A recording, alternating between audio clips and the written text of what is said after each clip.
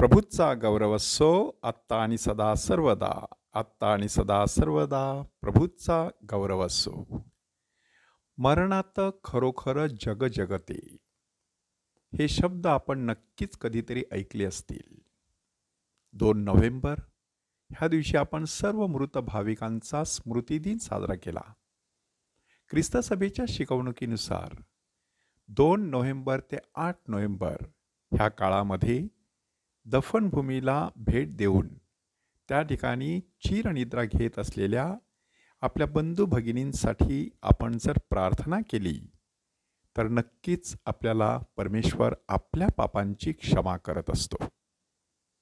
आजच्या पहिल्या वाचनामध्ये संत पॉल रोमकरास लिहिलेल्या पत्रामध्ये सांगत आहे की आपण जगलो किंवा मेलो तरी आपण प्रभूचेच आहोत. कारण ख्रिस्त अशासाठी मरण पावला आणि पुन्हा जिवंत झाला की त्याने मेलेल्यांचा आणि जिवंतांचाही प्रभू असावे. परमेश्वर मेलेल्यांचा आणि जिवंतांचा असा प्रभू आहे.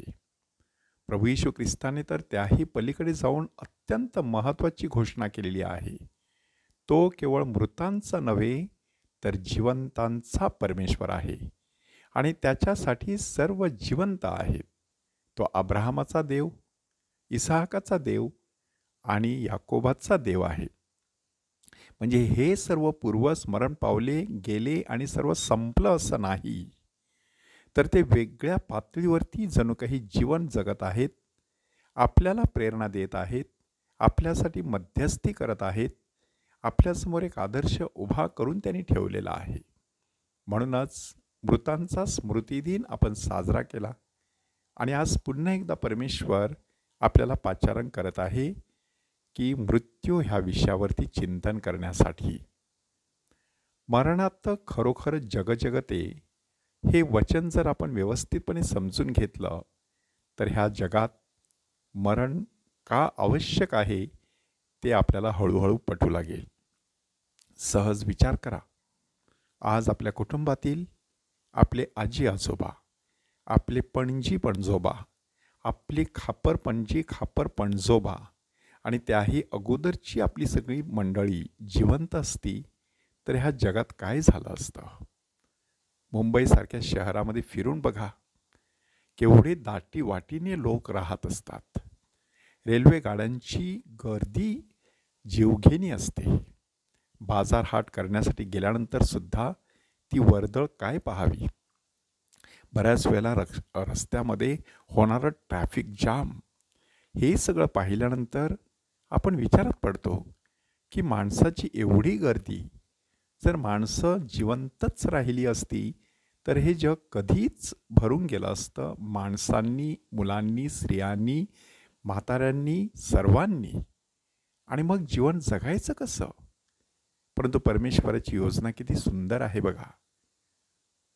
मोशे स्तोत्र 90 म्हणतो, आपले आयुष्य ते काय, फार फार 70 वर्षांचं आणि जे धडधाकट आहेत त्यांच्यासाठी 80 वर्षाचं.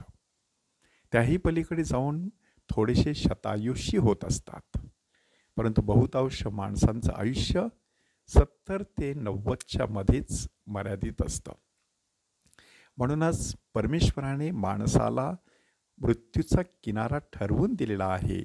म्हणून जीवनाच्या सागराला महत्त्व प्राप्त झालेलं आहे. आज दुर्दैवाने अपघातामध्ये, आजारामध्ये, संसर्गजन्य रोगांमध्ये, नैसर्गिक आपत्तींमध्ये आणि खून, अत्याचार, हिंसा, युद्ध ह्यामध्ये आपली माणसं मरत असतात. गर्भपाताचं प्रमाणसुद्धा काही कमी नाही. पोटच्या गोळ्याचा जीव घेणारी माताच जर क्रूर वैरीण बनली तर माणसाने जीवनासाठी कोणाकडे पाहायचं असा प्रश्न मदर तेरेसा ह्यांनी विचारलेला. म्हणूनच मृत्यू ओढवून घ्यायचा नाही, मृत्यू घडवून आणायचा नाही, तर मृत्यूचा स्वीकार करण्यासाठी माणसाने सदैव तत्पर असायचं. आणि त्यासाठी प्रभू येशू ख्रिस्ताने आजच्या शुभवर्तमानामध्ये 2 दाखले दिलेले आहेत. पहिला दाखलेला आहे हरवलेल्या मेंढराचा. आणि दुसरा दाखला आहे हरवलेल्या नाण्याचा. आणि हे दोनही दाखले देत असताना प्रभू येशू ख्रिस्ताने एक सूत्र आपल्या डोळ्यांसमोर ठेवलेलं आहे. आणि ते सूत्र आहे पश्चाताप करण्याची आवश्यकता.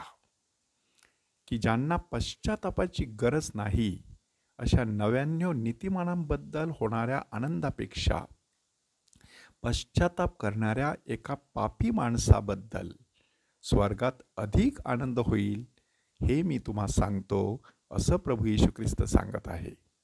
याचा अर्थ एवढाच आहे, जीवन जगायचं, चुकलं माकलं तर पश्चाताप करायचा, कोणाचं काही चुकलं तर त्यांना क्षमा करायची आणि अगदी आनंदाने निखळ, नितळ, निर्मळ आणि निकोप, निरामय, निरागस, निष्पाप, निष्कलंक असं जीवन जगण्याचा प्रयत्न करायचा. तरच मरणाला सामोरं जाण्यासाठी माणसाला आत्मिक बळ प्राप्त होऊ शकतं. असं आत्मिक बळ आपल्याला प्राप्त व्हावं, पुनरुत्थित ख्रिस्ताच्या सामर्थ्यावरती आपली श्रद्धा दिवसेंदिवस वाढत राहावी आणि आपल्या सर्व मृत भाविकांना स्वर्गीय राज्य प्राप्त व्हावं म्हणून प्रार्थना करूया. प्रभूचा गौरव असो, आत्ता आणि सदा सर्वदा. आत्ता आणि सदा सर्वदा प्रभूचा गौरव असो.